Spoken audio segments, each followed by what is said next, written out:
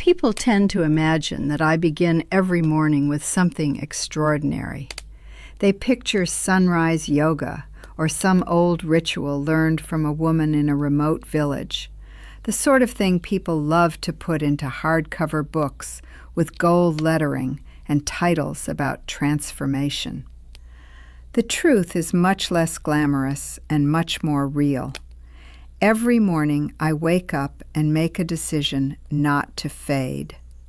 That is the secret, if you insist on calling it one. Nothing mystical, nothing rare. I choose every single day to remain here in the fullest sense of the word, not merely alive, not merely occupying a chair near the window. I mean present, deliberate, useful, and, if I'm being honest, a little stubborn about it. I am 93 years old. I live alone in the same house I have lived in for 47 years.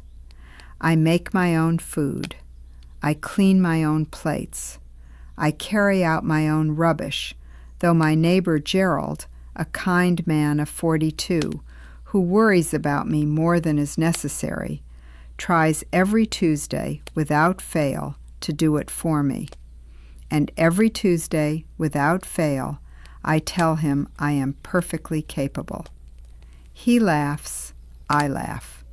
We have been repeating this exchange for 3 years now, and I suspect we may continue for 3 more. In the end, the trash goes out because I take it out. That is the arrangement. Last spring, my daughter Patricia called and said, "Mom, don't you think maybe it's time we discussed?" And I said, "Patricia, if the next word is options, I am hanging up." She gave a nervous little laugh. Then she said it anyway. She always does. She is 58 years old, and still she has not learned that I can hear the silence before the sentence she doesn't want to say. I have been hearing those silences my whole life. I know exactly what they hold. I did not hang up. I let her finish. She loves me, and that is where the conversation comes from. Not from cruelty, not from some wish to take my life away from me. From fear, her fear. And I do understand it. Truly, I do. I was frightened too, once. When my own mother began to age, I would watch her sitting in her chair, as though she had already agreed to something I could not bear. I had no idea how to help her. So I hovered. I fussed. I reorganized her kitchen without permission, and she gave me a look that said everything her manners kept her from speaking aloud. I understand now what that look meant. It meant, I am still here. Stop treating me like I've already gone. So I let Patricia say her piece, and when she was done, I told her what I am about to tell you. Not because I am trying to impress anyone, not because I believe I have uncovered some grand truth no one else has managed to find, but because I have lived long enough to know the difference between being alive and being handled. And for every morning I still have, I refuse to be handled. Let me tell you about my mornings. I wake at 6, not because a clock tells me to. I threw away my alarm clock in 1987 and have never once regretted it. I wake at 6 because my body knows when 6 o'clock is. After more than 70 years of rising at that hour, something in me learned the pattern so thoroughly that neither age nor arthritis has been able to undo it. 6 o'clock, eyes open, ceiling above me, the same crack in the plaster I have been looking at since Ronald Reagan was in office. I lie there exactly as long as I need to. Some mornings that is 2 minutes. Some mornings it is 20. And while I lie there, I do something I suspect many people have forgotten how to do. I take stock. Not in some lofty, spiritual gratitude journal sense. I do not write lists. I do not repeat affirmations at my reflection. Good Lord. I simply lie still and ask myself 3 things. What hurts? What is working? What do I need today? I check in with my body the way you check in with someone you care for who has endured a great deal. Honestly, quietly, without making a performance of it. Left knee stiff. Right shoulder better than yesterday. Hands slow but cooperative. Mind clear. Fine. That is enough reason to rise. I get up carefully, and I want to be truthful about this because there is a peculiar dishonesty in the way people speak about aging. We act as though it is either a catastrophe or nothing at all. It is neither. It takes me longer to get out of bed than it once did. I hold the bedpost. I let my feet find the floor. I stand and I wait for my spine to remember its duties. Perhaps a minute passes. Some mornings there is pain in me that would have alarmed the woman I used to be. But that younger woman did not know what I know now, which is that pain is information, not judgment. It tells you something. You listen. Then you continue. The first thing I do is go to the window, always, before coffee, before the bathroom, before anything else. I pull back the thin curtain, not the heavy drapes, just the curtain behind them, and I look outside.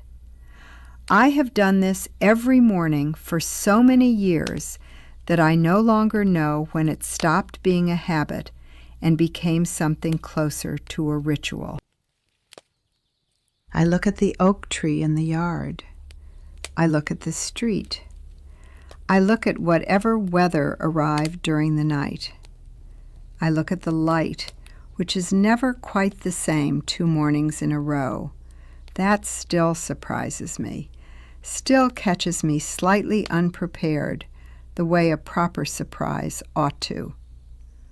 The world outside is still in motion. It has not paused.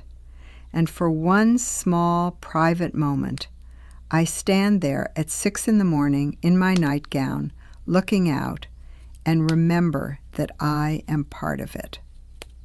My husband used to tease me about this. He would come into the bedroom in his slippers, brown leather slippers he adored and had resoled 3 times because he refused to replace them. And I can still hear the sound they made on the floorboards. He would find me at the window and ask, "Lucy, what exactly are you looking for out there?" I never had a proper answer for him. I still don't. I am not looking for anything specific. I am simply looking. I am making sure the world is still there and that I am still inside it. My husband died 11 years ago this coming November. Those slippers are still at the back of the closet. I have tried twice to throw them away. Both times I put them back. After the window, I make the bed. Immediately. Non-negotiable. I have made my bed every single morning of my adult life with only 2 exceptions. The morning after my wedding, when we didn't get up until 9:30, and I was so happy I thought I might rise clear off the floor. And the morning after he died, when I sat on the edge of the mattress for 2 hours and could not make myself move. Every other day for 70 years, the bed was made before breakfast. People think that is a small thing. It is not. It is the first decision of the day. It is the body declaring that the day deserves to begin properly. It is the mind reminding itself that you are not someone waiting for life to end. You are someone with a made bed and a day to step into. Patricia thinks it is a bit obsessive. She says this while keeping a guest room that looks as though it has been through a natural disaster. I never say that aloud. I simply think it with conviction. Then the bathroom. 20 minutes, no more. I wash my face with cold water. I have done that since girlhood because my mother told me to, and whether it has improved my skin or accomplished absolutely nothing, I could not say. But I am 93 years old and still have cheekbones, so I continue. I brush my teeth. I look at my face in the mirror. I want to stop there for a moment because women my age are expected to do one of two things when they look in the mirror: avoid it or grieve it. We are meant to study our older faces and mourn the younger ones that vanished. I do not do that. I look at my face and think, there you are, mine, entirely mine. The line by my mouth from decades of laughter. The ones between my brows from a lifetime of worrying more than was ever useful. The softness beneath my jaw. The white hair I stopped fighting in my late 60s and have been grateful for ever since. This face has lived. I will not apologize for the evidence. Then I get dressed properly. For some reason, this is the part that shocks people most. Every day I dress as though I have somewhere to go, because I do. I am going into the day. That is somewhere. I wear slacks, a blouse, a sweater if I need one. I fix my hair. I put on a little lipstick.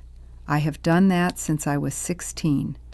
My mother did the same until she was 83, and I intend to continue until my fingers can no longer manage the cap. When I put on lipstick in the morning, I am making a declaration. I am saying, I am a woman. I am present. I am paying attention. My neighbor Adele is 84, a retired music teacher, sharp-tongued and much funnier than her grandchildren seem to realize. Once she asked me why I bothered dressing nicely just to stay at home. I told her I was not dressing for the house. I was dressing for myself. She thought about that for a while, then said she might start doing the same. That was 2 years ago. Now she sometimes telephones me at 7 in the morning to tell me what she has chosen to wear. I look forward to those calls more than I can explain. Then breakfast. I make my own every morning. Oatmeal most days because I have been eating oatmeal for breakfast since before half the world was born, and it still does what I need it to do. Some mornings eggs. Some mornings toast with orange marmalade, the proper kind, with thick peel, not that pale, flavorless excuse they sell now and pretend is the same thing. It is not. I eat at the kitchen table. I do not stand over the sink. I do not eat in front of the television. I sit. I take my time. I taste what I am eating. That sounds like nothing. It is not nothing. It is nearly everything. There is a kind of erasure that happens to old people, and no one names it directly. You disappear by stages. First, the world stops seeing you when you pass by. Then your family begins discussing you in the third person while you are still in the room. And then, if you are not careful, you begin disappearing from yourself as well. You drift through your own days like a polite ghost. You eat without tasting. You sit without really arriving. You wake up and then suddenly it is night. and you could not tell anyone what lived in the hours between. I have watched this happen to women I loved. I watched it happen to my friend Eleanor, the most vivid woman I ever knew. She could enter a room and turn every head, not because she was beautiful, though she was, but because she was so completely, so defiantly alive in herself. And in the last 5 years of her life, after her hip surgery and after her daughter insisted she move into a community, I watched her dim, slowly, like a lamp being turned lower, one notch at a time. She did not die of one grand thing. She just got smaller and smaller, until one morning there was nothing left of the woman I knew. She was 79, born in 1929, gone in 1999. She deserved more mornings than that. She deserved a kitchen table, marmalade, a window, a reason to get dressed. I think of Eleanor often. I think of her when my knee is bad, when I feel tired, when Patricia telephones with that tone in her voice, and I feel the old weariness of having to defend my right to remain responsible for myself. I think of Eleanor and I stand up. After breakfast, I do my exercises. Let me be clear, these are not the exercises of a woman trying to look 40. I am not doing squats in athletic wear. I have never belonged to a gym, and I see no need to begin now. What I do is stand in my kitchen and go through a series of gentle movements my doctor gave me 12 years ago, which I have adjusted over time according to what my body tells me. I lift my arms overhead, slowly, carefully. I rotate my ankles one at a time, the way they taught me after the fall. Yes, I fell, 7 years ago, in the driveway. Black ice I had not seen. I went down quickly and hard and lay there for a moment, staring up at a gray February sky, thinking with perfect clarity, well, this is undignified. I broke nothing, which surprised everyone, including me. I got myself up, went inside, put ice on my hip, and called the doctor, in that order. But I no longer take ice lightly, so I do the exercises. Balance work. Standing on one foot for a moment with a hand on the counter, because I believe in courage but not foolishness.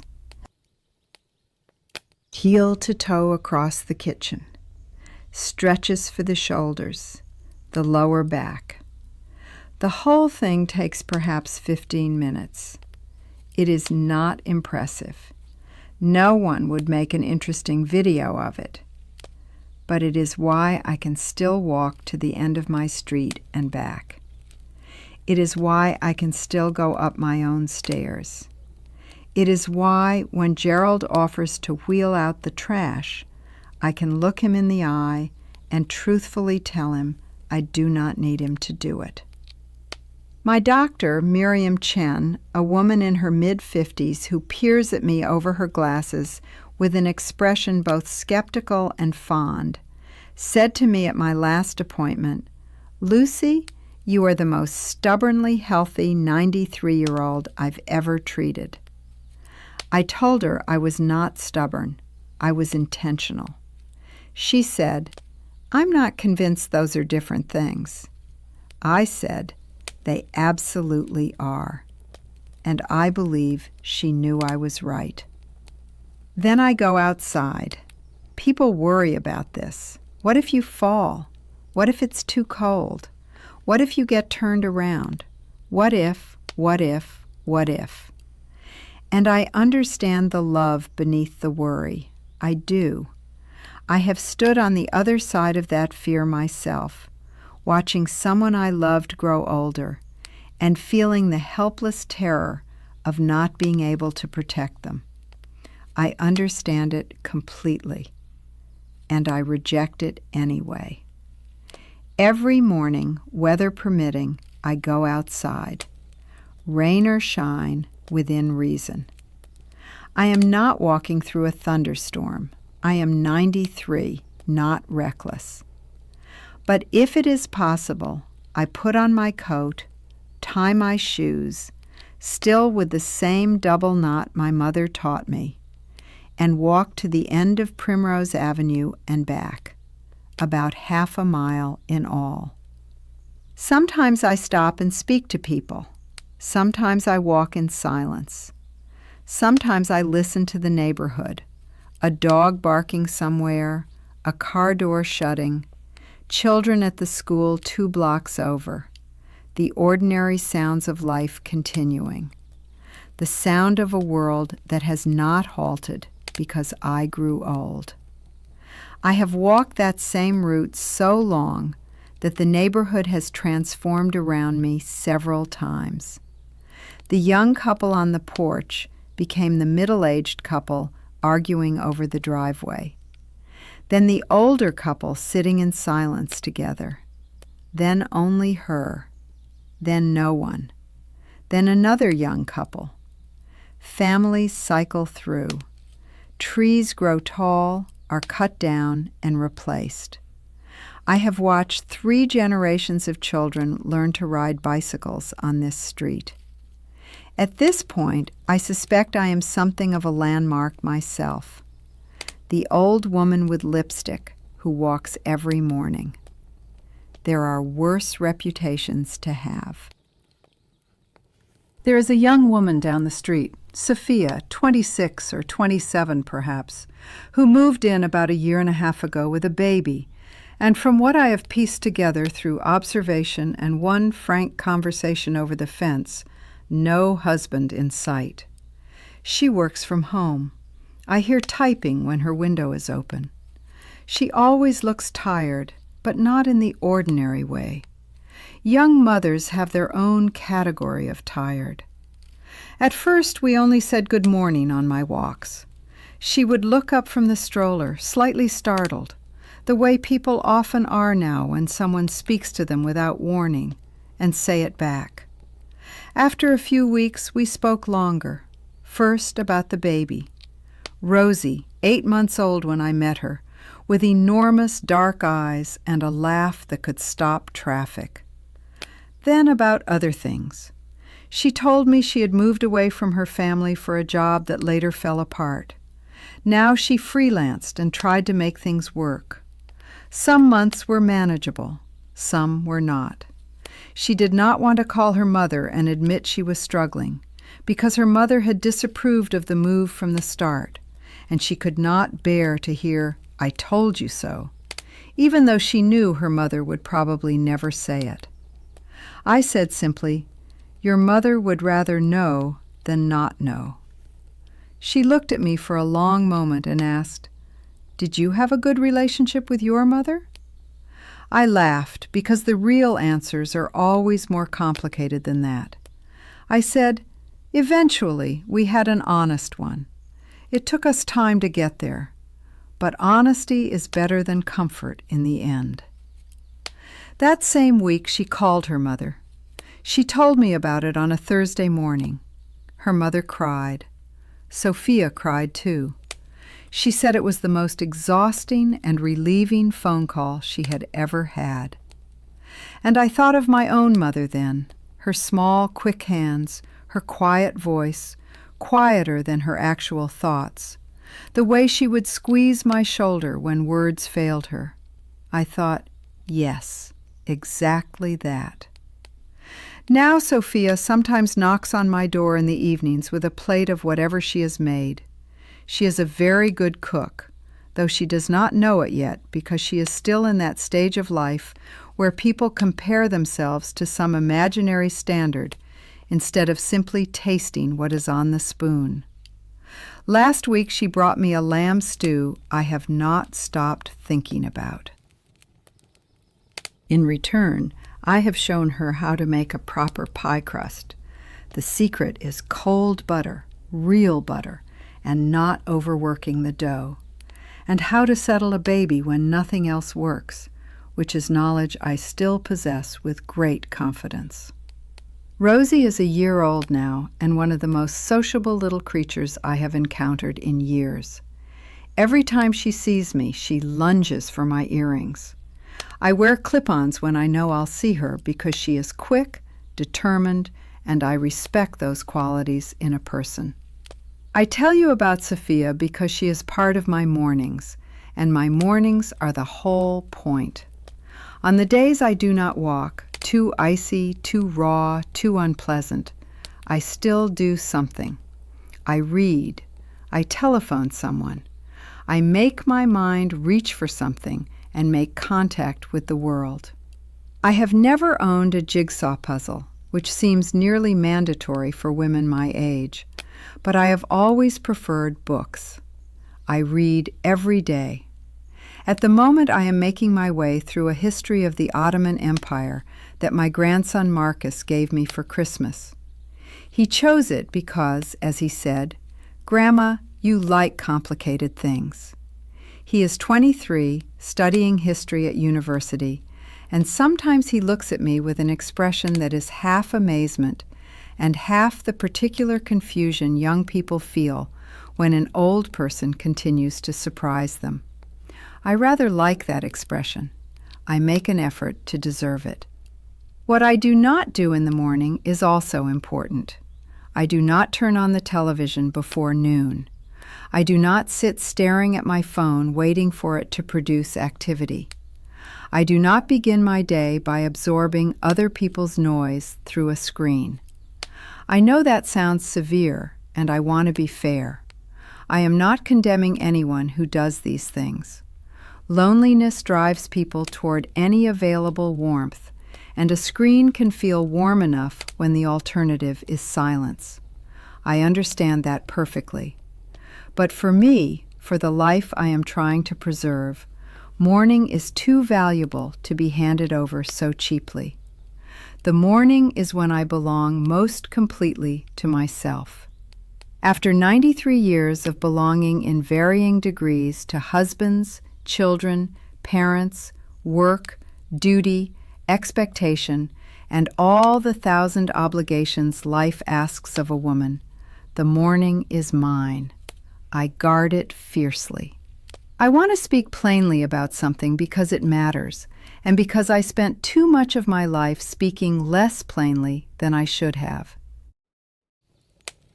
There will come a day, I know this, I am not naive about my body or where it is headed, when I will no longer be able to do all of this.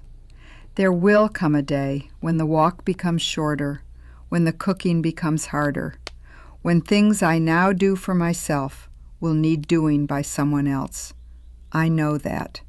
I am not pretending otherwise. What I am saying is that day is not today, and every morning, every single day that I am still able, my work is to make sure that day arrives as late as possible, because my body has truly decided it, not because my children became frightened and decided it on my behalf. There is a difference between need and assumption. My family loves me, and sometimes they assume I need what I do not yet need. I understand that. I push back against it quietly but firmly, because I know in the way a woman knows after watching the women around her age and the women after them, what happens when a person stops being allowed to do things for herself. She loses the ability, not gradually either, faster than most people imagine. The body and the mind are not things you put away for safekeeping. They are things you use. Use them and you keep them.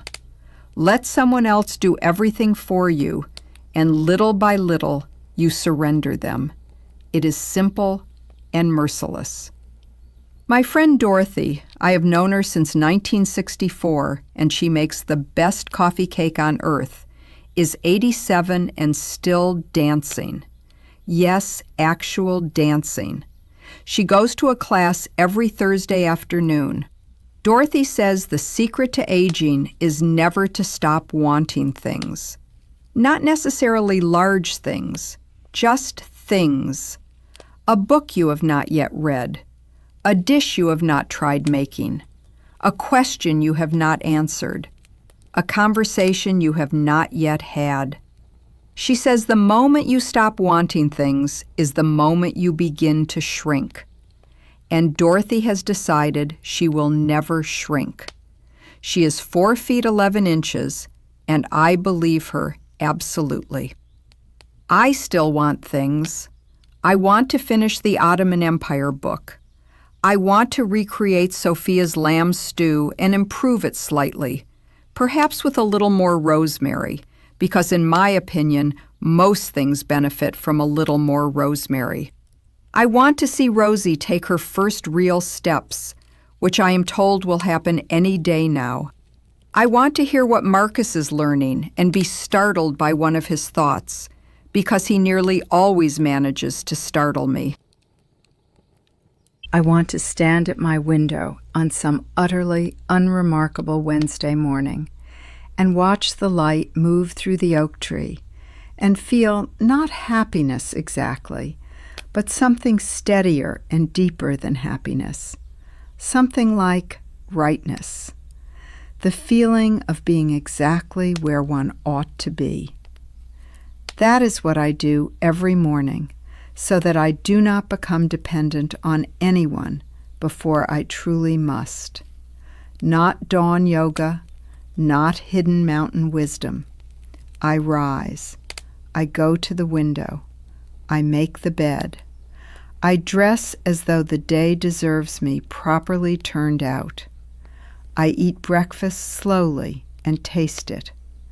I move my body with care. I go outside. I speak to the people in my life as though they matter. I listen as though their answers do too. I remain curious. I remain present. I refuse, with all the force I have, to fade.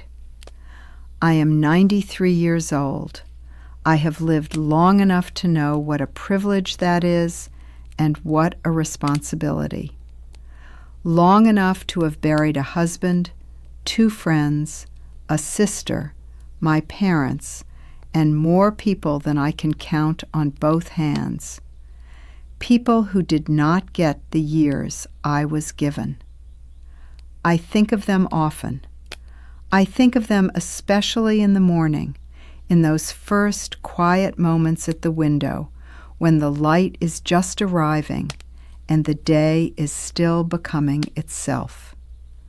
And I have one more day to be here as fully as I know how. I will not waste it. I will not sit in a chair waiting for it to end.